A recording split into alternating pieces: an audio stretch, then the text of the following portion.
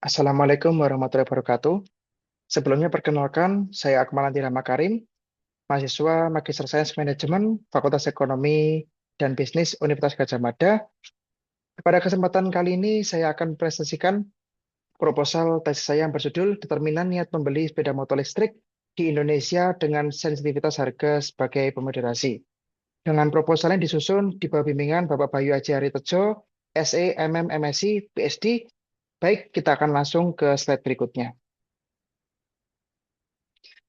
Baik, di sini penelitian ini berangkat dari fenomena pertumbuhan kendaraan listrik secara global yang tidak dapat diabaikan.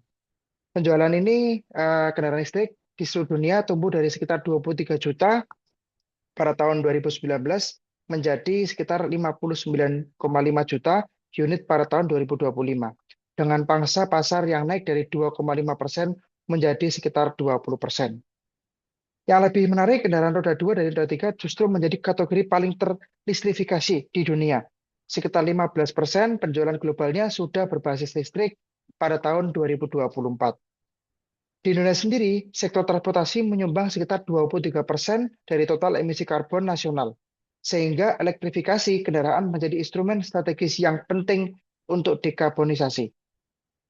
Kita lihat ya di sini, kondisi Indonesia secara spesifik pada tahun 2024, penjualan sepeda motor listrik mencapai 77.078 unit.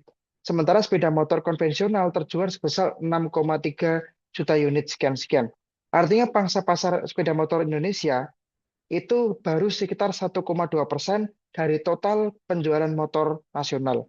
Ini angka yang sebenarnya cukup jauh ya di bawah potensi sebelumnya, terutama mengingat besarnya dukungan kebijakan subsidi dari pemerintah yang sudah diberikan dari tahun 2023. Baik, pertanyaannya, mengapa pangsa pasar masih stagnan di angka 1,2 seperti itu?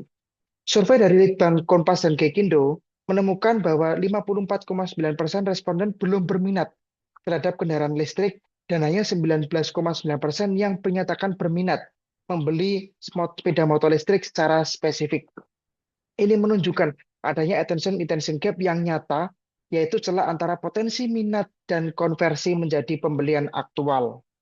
Ini ada 3 hambatan utama yang menjelaskan gap tersebut. Pertama, harga awal yang tinggi, selisih harga antara sepeda motor, listrik, dan konvensional masih menjadi hambatan psikologis yang cukup signifikan. Kedua, kekhawatiran layanan terhadap layanan purna jual, jaringan bengkel dan kompetensi teknisi yang masih terbatas, dan yang ketiga, keterbatasan infrastruktur pengisian daya yang menimbulkan apa yang biasa disebut range anxiety pada calon konsumen seperti itu. Untuk rumusan masalah torsis gap yang mendorong penelitian ini, sebetulnya dari gap kontekstual ya kita bisa melihat bahwa sebagian besar penelitian adopsi kendaraan listrik di Indonesia masih terfokus pada mobil listrik, bukan sepeda motor listrik. Dan ini temuan belum dapat digenerasi pada segmen roda 2 yang mendominasi mobilitas harian. Dan untuk gap konstruksi layanan pernah jual, itu kita lihat ya masih jarang diintegrasikan secara eksplisit dalam model adopsi teknologi kendaraan listrik di pasar negara berkembang. Padahal terbukti relevan sebagai hambatan keputusan pembelian. Dan juga gap kerangka biaya dari kerangka Customer Oriented TCO itu belum banyak diaplikasikan pada konteks adopsi sepeda motor listrik di Indonesia. Dan untuk peran sensitivitas harga sebagai pemoderasi pada hubungan sikap dan niat membeli sepeda motor listrik di Indonesia masih sangat terbatas dalam literatur yang tersedia. Dan attitude intention gap justru paling terlihat pada segmen ini, di mana hanya 19,9 konsumen yang menyatakan berminat membeli meskipun tingkat kesadaran lingkungan yang sudah relatif tinggi. Untuk pertanyaan penelitian, di sini kita lihat ya bahwa penelitian ini menurunkan 8 pertanyaan penelitian. Secara umum penelitian ini ingin menguji apakah ekspektasi performa, ekspektasi kemudahan, pengaruh sosial, motivasi hedonis, persepsi keandalan layanan penjual, dan persepsi total biaya kepemilikan berpengaruh positif terhadap sikap. Kemudian apakah sikap berpengaruh terhadap niat pembeli, dan yang paling menarik, apakah sensitivitas harga memoderasi secara negatif hubungan antara sikap dan niat membeli. Baik, kita akan lanjut ke tujuan yang ingin dicapai. Jadi 8 pertanyaan penelitian tersebut kemudian diturunkan menjadi 8 tujuan penelitian yang paralel, menguji masing-masing jalur hubungan antar variabel dalam model, termasuk pengujian peran moderasi sensitivitas harga pada hipotesis ke-8. Baik, kita akan masuk ke manfaat dan kontribusi penelitian. Di sini manfaat dan kontribusi itu dibagi menjadi tiga dimensi. Secara teoritis mengintegrasikan empat kerangka teori sekaligus dengan sikap sebagai mediator dan sensitivitas harga sebagai pemerhati negatif yang belum pernah dilakukan dalam satu model sebelumnya. Dan secara empiris menguji ulang inkonsistensi, temuan terdahulu pada variabel pengaruh sosial dan motivasi hedonis. Dan secara praktis memberikan masukan konkret bagi pelaku industri dan membuat kebijakan dalam merancang strategi pemasaran yang mempertimbangkan price barrier sensitivity konsumen Indonesia. Jadi masuk ke landasan teori, fondasi utama model penelitian ini adalah UTAU 2, Unified Theory of Advertising and Use Technology 2, yang dikembangkan oleh Van Kessel dan kawan-kawan pada 2012, dan konstruk UTAU 2 penelitian ini mengadopsi empat yang paling relevan. Yang pertama ekspektasi performa, ekspektasi kemudahan, pengaruh sosial, dan motivasi hedonis. Namun UTAU 2 memiliki keterbatasan, belum menempatkan sikap sebagai konstruk inti, dan belum mengakomodasi layanan purna jual maupun total biaya kepemilikan. Dan inilah yang mendorong integrasi dengan teori-teori lain. Baik, kita lanjut ke teori TPB atau Theory of Planned Behavior. Untuk mengatasi keterbatasan tersebut, penelitian ini mengintegrasikan teori FTPB dari Agen tahun 1991 yang menempatkan sikap sebagai mediator antara 6 asceticism kognitif dengan niat membeli.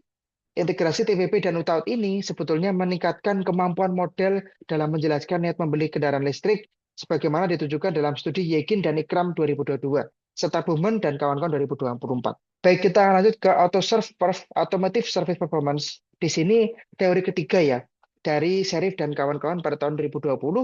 Jadi adaptasi SERPREV ini khusus industri otomotif. Dimensi reliability atau keandalan dipilih karena paling kritis pada konteks sepeda motor listrik. Mengingat ekosistem purna jual yang masih terbatas di Indonesia. Variabel ini mengisi celah UTAU 2 yang tidak mengukur persepsi layanan purna jual. Baik, kita masuk ke TCO atau Consumer Oriented Total Cost of Ownership. Jadi teori keempat ini itu dari Letmathe dan Suarez 2017 dan Hakman dan kawan-kawan di 2016. TCO ini melampaui sekedar harga beli awal, tapi dia mengukur dari total biaya kepemilikan sepanjang siklus, mencakup biaya pengisian daya, perawatan, hingga potensi penggantian baterai. Ketika konsumen memahami TCO secara komprehensif, persepsi mahal pada sepeda motor listrik terbukti berkurang secara signifikan. Baik, dari keempat kerangka teori tersebut, dikembangkanlah 8 hipotesis.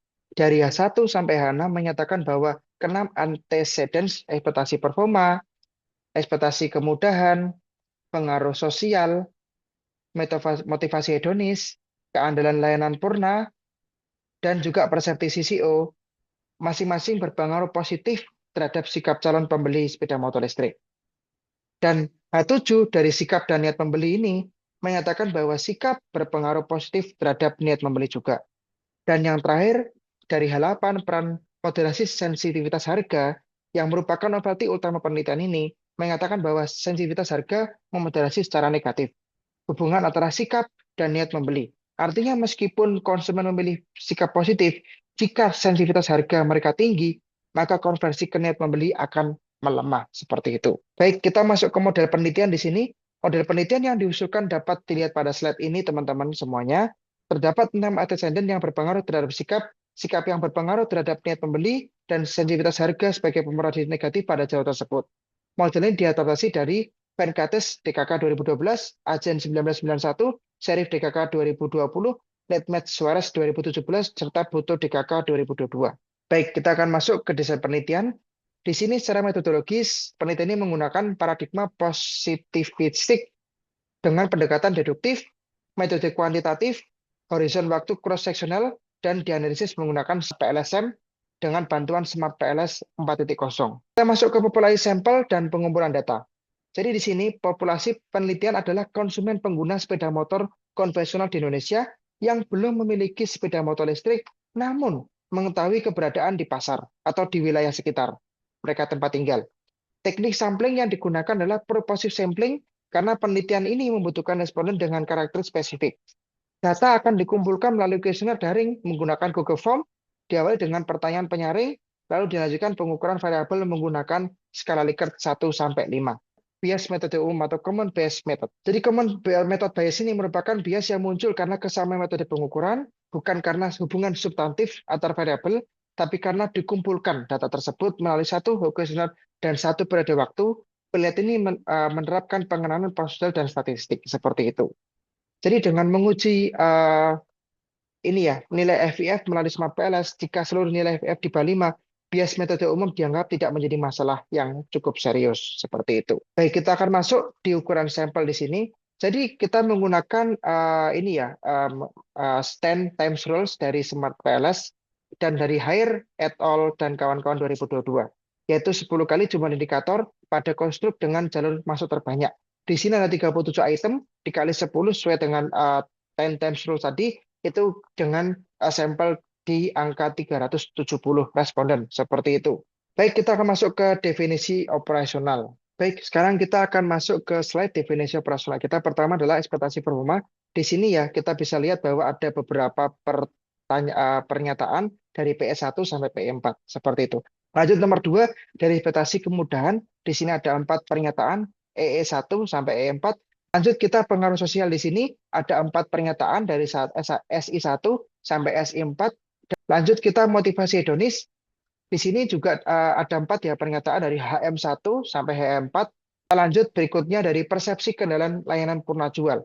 Di sini ada ASR1 hingga ASR4. ASR1 adalah out of sales reliability. Kita akan lanjut di nomor 6 dari persepsi total biaya kepemilikan atau TCO dari TCO1 sampai TCO5. Kita lanjut di sikap dari Yekin, Ikram, dan Aja 1991 ada 4 pernyataan di sini ATT1 sampai ATT4. Baik, kita lanjut di sensitivitas harga ya. Di sini dari Leeds Hansin DKK 1993 dan Monroe 1990 ada 4 PS1 sampai PS4. Baik, kita masuk di terakhir di niat pembeli. Di sini kita lihat dari Venkates 2012 dan Yekin, Ikram di 2022 ada 4 pernyataan dari PI1 sampai PI4. Baik, kita langsung masuk ke teknik analisis data. Di sini ya dilakukan dalam 4 tahap. Pertama, analisis deskriptif untuk menggambarkan karakteristik responden. Kedua, ada evaluasi outer model untuk menguji validitas dan reliabilitas konstruk dengan kriteria outer loading minimal di 0,70, AV minimal 0,50, stability antara 0,70 hingga 0,90, dan HT MT di bawah 0,90. Ketiga, evaluasi intermodel melalui FIF, R2, F2, dan Q2. Keempat, uji hipotesis menggunakan bootstrapping 5.000 subsampel dengan kriteria t-statis di atas 1,96, p-value di bawah 0,5. Untuk memvalidasi menggunakan two-stage approach dengan efek interaksi yang signifikan dan koefisien B negatif dengan sebagai konfirmasi halapan. Baik, kita masuk di uji hipotesis dan kriteria keputusan. Di sini ada pengaruh langsung direct efek dari A1 sampai A7, menguji 6 jalur antecedents dari 6 tersebut ke sikap H1 sampai H6 dan juga 1 jalur sikap ke niat membeli di H7. Dan uji mediasi sikap sebagai mediator itu menguji antara 6 tadi dengan niat membeli sepeda motor listrik, dan uji mediasi di H8 apakah sensitivitas harga memperlemah hubungan positif antara sikap dan niat membeli dengan pendekatan two-stage approach seperti itu. Dan kita masuk di uji sampel kecil atau paritas ya dengan jumlah di 30 responden untuk memastikan instrumen bebas dari ambiguitas dan dapat dipahami dengan baik dan memenuhi standar psikometrik awal seperti itu. Baik, demikian presentasi proposal tesis saya.